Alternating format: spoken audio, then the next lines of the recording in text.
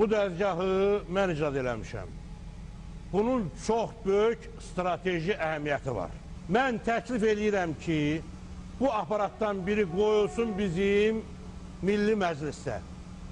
Qanunlar icad olunan kimi həmin qanunu qoyaq bu aqreqatın altına, onu yüksək təzyiqlə orada presləyək.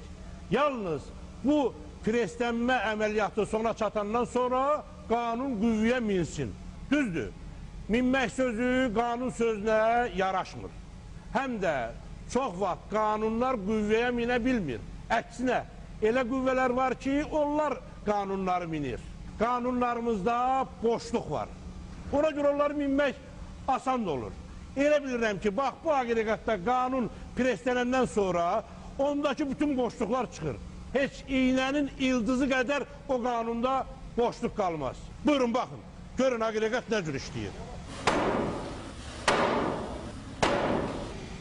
Gördünüz, qanun bu aqreqatda yüksək təzyiqlə preslənəndən sonra daha kim deyə bilər ki, bu qanunda boşluq var?